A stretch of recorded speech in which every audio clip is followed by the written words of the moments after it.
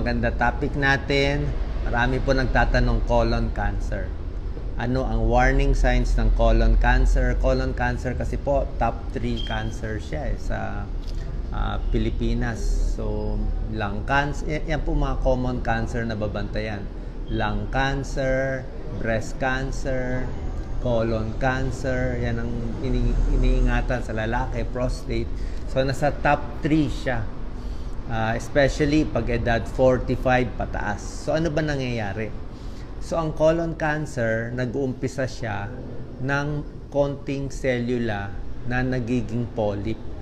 So, usually, bago maging cancer, may polyp muna. Parang laman-laman lang siya sa colon. So, pag may polyp, tinatanggal na. Kasi yung polyp, pre-cancerous na yun. After a few years, pwede lumipat, pwede maging cancer. Kaya tuturo ko po sa inyo yung senyales, paano iiwas, anong pagkain iiwasan, at sino yung may risk factor na tamaan ito. Lahat tayo natatakot dito. Kahit kami, halos lahat naman may lahi ng colon cancer. Di ba? Okay? So, ito yung 6 warning signs ng colon cancer. Babantayan natin, ha? Minsan, walang sintomas. Oo, mas mahirap yung walang sintomas. Actually, kung may sintomas, mas maganda nga eh. Mas gusto natin yung cancer may sintomas para mahuli natin. Kung hindi kayo nagpapacheck, hindi natin mahuli. Number 1 sign, nagbago yung pagdumi mo. Okay? Ang gagawin nyo po, titignan nyo yung itsura ng dumi nyo. Nakakita ba kayo ng toothpaste, ng Colgate, di ba? Di ba pag may toothpaste, nilalabas natin yung toothpaste, di ba lumalabas siya isang bilog na puti. So pag dumudumi tayo, normally malaki ang dumi. Siguro kasi laki na parang hotdog. So pag yung dumi nyo, napansin nyo na parang lapis na lang. Parang ang nipis-nipis na lang ng dumi na lumalabas. So magtataka ka, baka may bara. Baka may bara sa rectum, sa colon. Kaya paglabas niya, maliit na lang. So, sabi nga dito, parang pencil-like. Kung parang lapis na lang yung dumi, tingnan natin. So, change in bowel habits. Minsan nagtatae, minsan constipated pa bago-bago. Pati yung dumi natin nag-iiba. So, pwede tayong magduda. Number 2 sign, yung bleeding. Kahit anong pagdurugo, di ba?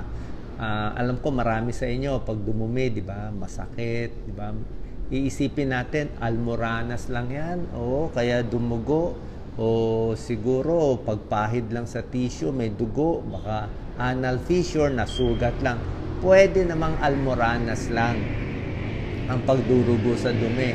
Pero may chance na colon cancer din, kaya nagdudugo, di ba? So, papaficalysis, sasabihin ko mamaya sino yung mga mas mag-iingat. Number 1 is age, mas matanda. So, above 50 years old, may pagdurugo, ayaw na natin yun. So, yan. Number 1, change in bowel habits. Yung itsura ng dumi, nagbabago. Parang ang kambing, dumi ng kambing, pwede rin ganun, goat stool-like. Number 2, may bleeding. Number 3, medyo yung tiyan. Parang iba pakiramdam lagi. Laging masakit, may crampy, laging makabag, laging may masakit dito sa may kaliwa, diba, sa baba. Pero anywhere pwede. So, meron kayong naramdaman kakaiba, pwede pa rin yun. So, baka may diferensya sa loob. Number 4, ito. Pag dumumi ka, feeling mo hindi nakakalabas lahat ng dumi. Kasi nga may bara eh. Pag may colon cancer, nagbabara sa colon, sa large intestine. So, hindi makalabas lahat ng dumi. Kaya feeling mo parang kulang lagi. Kulang. Ang dami po may colon cancer. Ang daming may colon cancer. Ang maganda dito, kung maaga mahuhuli, stage 1, mauoperahan, buhay yung pasyente. Buhay. Hahaba yung buhay. Almost normal. Kasi nga, kahit anong cancer sa katawan, tinatanggal. Cancer sa suso, tanggalin yung breast. Cancer sa thyroid, tanggalin yung thyroid. Cancer sa matres, tanggalin yung matres. Cancer sa bowel, large intestine, puputulin yung large intestine. Talagang tinatanggal eh. O minsan, cancer sa paa, tanggal yung paa. Ganun talaga. Pag may cancer, tanggal. O, kung kaya matanggal. Kung hindi, kinikimo at iba pa. So yan na, number 4, feeling mo hindi nalalabas yung dumi. Number 5, syempre pag may cancer, weakness. Laging mahina, laging pagod. O bakit laging pagod? Kasi nga merong mga DNA mutation, nagloloko na yung mga selula. Number 6, namamayat. Halos lahat na may cancer, namamayat talaga. So pag pumapayat, di ba? Kaya minsan pag tayo magkakasama sa bahay, hindi mo halata, pumapayat o tumataba. Kaya maganda nga, nakita mo, hindi mo kakilala. Uy, ba't pumapayat ka ngayon? So, duda tayo. Foggy, Kanina, lamig, 21 degrees. So, yan po nangyari. Anong dahilan? Bakit nagkaka-colon cancer? Yung mga risk factors. Mamaya tuturo ko. Mga smoking, alcohol, matataba, salami, ham, fast foods, kasama yon. Ang risk factors ng colon cancer, number 1, nagkakaedad. Kayo po, mga kamag-anak nyo, ilang taon nagka-cancer? Edad 50, edad 70, edad 80. Mas gusto natin nagka-cancer sila ng 80, 90 years old para at least umabot muna. Ayaw natin yung bata. Ayaw natin yung mga 50s pa lang, 55 years old, nagka-cancer na, maaga yun. Kung meron kayong history ng polyp, pag may polyp dun sa colon, kung na-colonoscopy kayo, may lahi kayo ng cancer, ito po, risk factor na babantayan nyo, low fiber. Mahina kumain ng gulay, prutas. Pag mababa ang gulay at prutas, higher risk for colon cancer. Kaya ang katulad ngayon, order kami. So, order ko chop suey. Si Doc Lisa, order toko at baboy. May baboy palagi. So, at least may chop suey naman. Sa low fiber, masama. High fat diet, masama. Sedentary, laging nakaupo. Tsaka mas gusto, ito po hindi talaga risk factor, pero may nagsasabi yung laging constipated, yung 3 araw, 4 na araw bago dudumi. Baka lang naiimbak yung dumi. So yung dumi nandun, nakadikit sa colon, baka magbago. Siyempre dumi is madumi na yun . So mas gusto mo, mas regular yung pagdumi. Kaya sabi ko nga, more gulay, more prutas para, di ba po? Ganun lang talaga tayo para gumanda ang chance na hindi tayo magka-cancer. Gulay na, bawasan yung mga karne, pati meat, mag-exercise, di ba? Relax lang. Ito pa, risk factors, diabetes. Diabetes, risk factor na for colon cancer. Obesity, malaki ang matataba ang kinakain. Maraming kinakain. Smoking, risk factor sa lahat lang. Cancer, pati alak. Alak, very high risk siya. Kala nyo mababa, mamaya makita nyo, high risk ang alcohol. So, anong check-up? Minsan kasi wala naman tayong pera pang check-up. Actually, ang check-up ng doktor, by age 45, 50 years old, magko-colonoscopy ka every few years o every 5 years, every 10 years. Sa akin, medyo magastos . Colonoscopy, magkano yun? 20,000. Diba? Tapos, pwede naman, kaya lang magastos siya.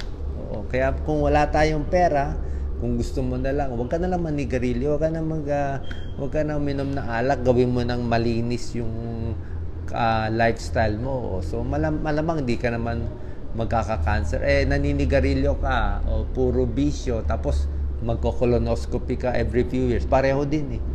Parang yung ibang smoker, gusto x-ray ng x-ray. Bale, wala na rin. Naninigarilyo ka na rin. So, hinihintay mo na lang makita. Pero yung risk ng magkaroon ng lung cancer, colon cancer, hindi mo pinapababa.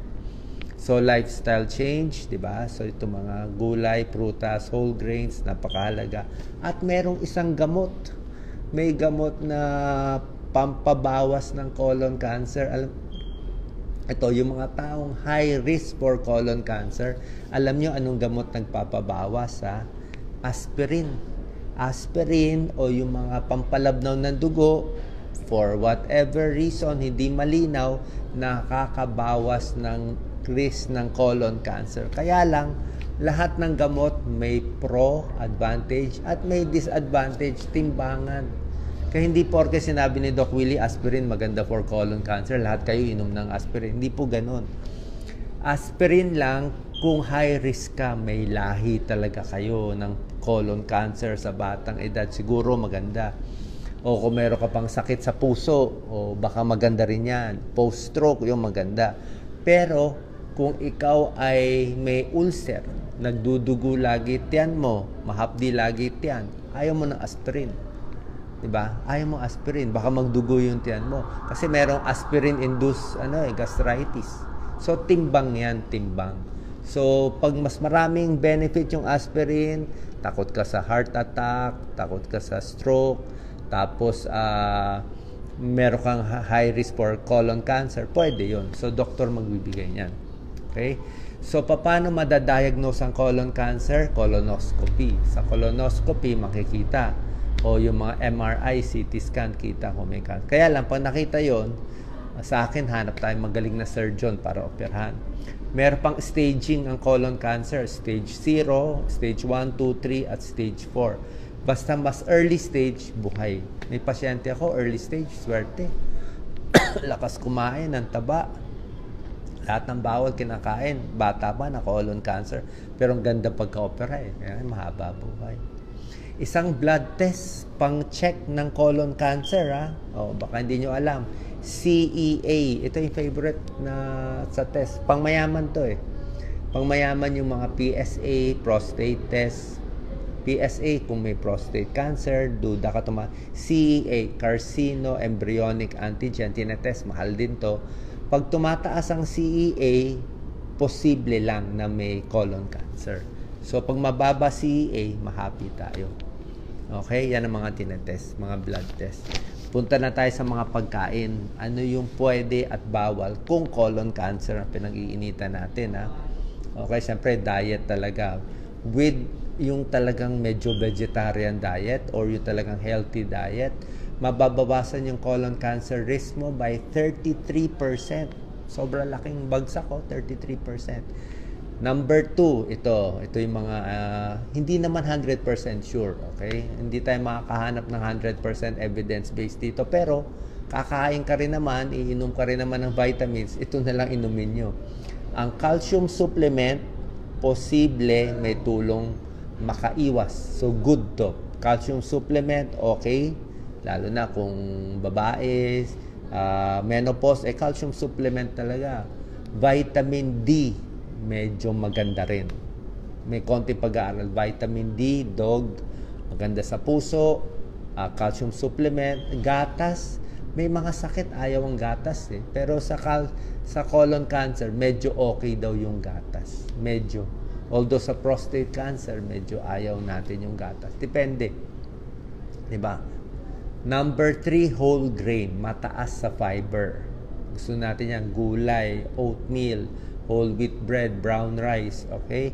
Bakit gusto mo high fiber? Ba't gusto mo maraming kangkong, spinach, alokbati? Bakit gusto natin yan? Kasi parang walis siya eh, di ba? So pag maraming fiber, makita mo yung dumi mo, isang diretso, napakaganda. Pero kung puro karne kinain mo, tumitigas lang. Tumitigas yung dumi, ay lumabas. Gusto mo high fiber sa gula, sa prutas, high fiber. Diba? Kaya ayaw mo nga masyado yung juicing. Eh. Gusto mo yung prutas mismo para, di ba yung mga hindi makadumi, nagpa-fiber supplement pa, pareho din yun. So, gulay na lang, hindi ka na magpa-fiber supplement. Number 4, beans. Healthy ang beans. So, any beans, soybean, peas, vitamin B, as in boy, vitamin E, maraming flavonoids. Nakakapigil daw ng colon cancer. Number 5, colorful fruits and vegetable. Mas makulay. Lahat ng makukulay. Broccoli, very green. Orange, di ba? Cabbage, carrot, di ba? So, lahat ng colorful, kamote, basta makulay. Kalabasa, very orange, very red, strawberry, lahat yan. Makukulay, mas maganda. Maraming antioxidants. Number 6, sa pagkain, fatty fish, isda. Okay? Mas maganda ang isda kumpara sa, ito may pag-aaral, yung mahilig sa isda, mas less ang red meat, less chance of colon cancer. Number 7, ito naman mga bawal, babawasan natin, red meat. Ang red meat nakita nila talagang nakakataas ng risk of colon cancer. Dapat mga 18 ounces a week lang. So, konti lang. Kain ng karne, konti lang. Hindi pa malinaw kung ang nagkakos ng colon cancer, yung karne mismo o baka yung karne na niluluto na medyo sunog. Kung yun man yun. Di ba, misa ayaw natin yung high heat high oil, mainit, mantika, doon nagta-transform yung oil Misa nagiging cancer. Number 8, ito ayaw talaga nila Oo. Itong mga processed meats mas okay pa nga yung karne mismo yung beef or pork mismo, mas okay pa siya kumpara na inayos na yung pork and beef. Anong mangyayari? Ginawa ng hotdog na process na, may chemical na smoke na or cured, may preservatives, may nitrite. So hotdog, maalat na, bacon, super alat, ham, bologna, luncheon meat, lahat yan, mas maalat na, mas na-process, mas hindi na maganda. So ito, mas mataas ang chance for colon and stomach cancer. So, bawasan natin. Okay? Nasa sa inyo naman So, lalo na pag tumatanda tayo, mas gusto natin, mas panalo tayo dito. Number 9, ang lilimitahan, alcohol. Ito may pag-aaral. Mas maganda, tigil na lang. Gaano karaming alcohol nakakataas ng risk ayon sa pag-aaral? 2 glasses a day. 2 boteng beer isang araw, or 2 hard drinks, or 2 wine glass na 2 kopita ng red wine. Pwedeng tumaas colon cancer nyo ng 20%. Tapos, pag heavy drinker ka, 4 na beer o 4 na shot araw-araw, 40% chance higher ng colon cancer. Yun ang nakita nila sa pag-aaral. Meron pa mga ibang pagkain di pa natin tiyak kung good or bad for colon cancer, like kape, tsaa. Sa tingin ko, kape, tsaa most likely beneficial, pero hindi natin alam. Sugary foods, sa tingin ko masama sugary foods pero hindi pa clear. Garlic, tingin ko maganda garlic So, meron pang ibang mga pinag-aaralan. Okay? Sana po nakatulong itong video. Try na natin. Oo, alam ko, sabihin nyo pag tumatanda, kailangan talaga more gulay, more exercise, magpapapayat, at oras na may makitang sintomas, basta ito na lang. Pag may symptoms na, tanggalin nyo na yung takot.